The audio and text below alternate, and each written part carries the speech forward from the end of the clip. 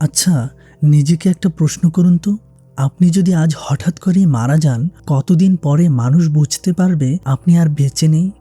১ দিন, ২ দিন, নাকি আরও কয়েকদিন? ভাবতে কষ্ট হয়, তাই না? কিন্তু এটা কোনো সিনেমার গল্প নয়, এটা আমাদেরই শহর ঢাকার একটি ঘটনা। একজন বিসিএস ক্যাডার চিকিৎসক, একজন মেধাবী মানুষ। বলছি ডাক্তার ফারাহ ফেরদৌসের কথা।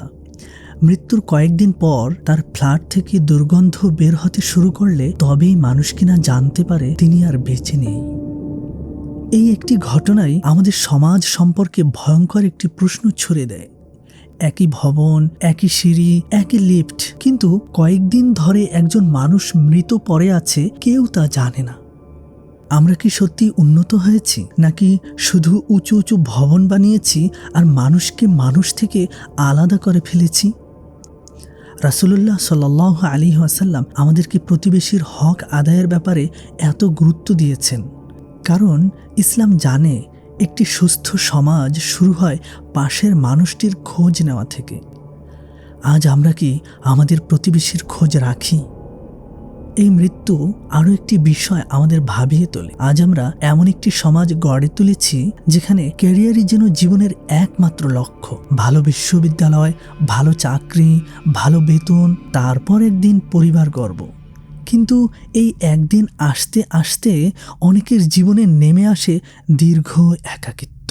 হয়তো এ কারণেই ইসলাম শুধু সফল মানুষ নয়, একটি ভারসাম্যপূর্ণ মানুষ গড়ে তুলতে চায়। রাসূল সাল্লাল্লাহু আলাইহি ওয়াসাল্লাম যুবকদের যথাসময়ে বিয়ের প্রতি উৎসাহ দিয়েছেন, কারণ বিয়ে শুধু একটি সামাজিক প্রথা নয়, এটি মানুষের মানসিক প্রশান্তি, নিরাপত্তা ও দায়িত্ববোধেরও একটি গুরুত্বপূর্ণ ভিত্তি। হ্যাঁ, কেরিয়ার অবশ্যই আমাদের প্রয়োজন, কিন্তু এমন কোনো সফলতা যেন না আসে যার বিনিময়ে আমরা পরিবার, সম্পর্ক আর স্বাভাবিক মানবিক জীবনকেও হারিয়ে ফেলি। তবে এই ঘটনার সবচেয়ে বড় শিক্ষা মৃত্যু। মৃত্যু কখনো ডিগ্রি দেখে আসে না, কেরিয়ারও দেখে আসে না, সাফল্য দেখেও না। আমরা হয়তো ভাবি আরও তো সময় আছে, আর একটু প্রতিষ্ঠিত হয়নি, তারপর না হয় আল্লাহর দিকে ফিরব। কিন্তু মৃত্যু কি আমাদের সেই সুযোগ দেয়? মৃত্যু কি আমাদের পরিকল্পনা অনুযায়ী আসে? সে তো আসে আল্লাহর নির্ধারিত সময়ে। ডাক্তার ফারাহ ফেরদৌসের এই মৃত্যু আমাদের সামনে কয়েকটি কঠিন সত্য তুলে ধরেছে। আমাদেরকে শিখিয়েছে, নাম্বার 1, প্রতিবেশীর খোঁজ নেওয়া শুধু সামাজিক দায়িত্ব নয়, এটি ইসলামেরও শিক্ষা। নাম্বার 2, কেরিয়ার অত্যন্ত গুরুত্বপূর্ণ, কিন্তু একই সাথে পরিবার, সম্পর্ক এবং সময় মতো পরিবার গঠনও জীবনের অবিচ্ছেদ্য এক অংশ।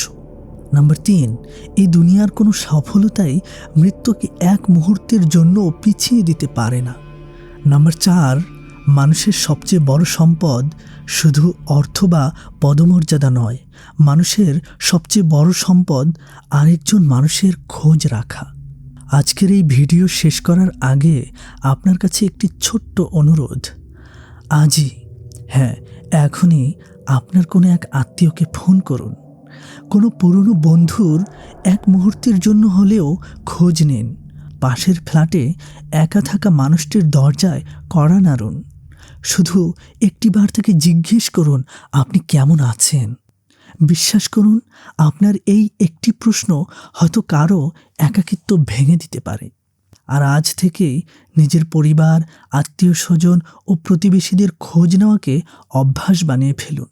কারণ মানুষ শুধু রিজিক দিয়ে বাঁচে না, মানুষ বেঁচে থাকে আরেকজন মানুষের খোঁজ নেওয়ার মধ্য দিয়ে।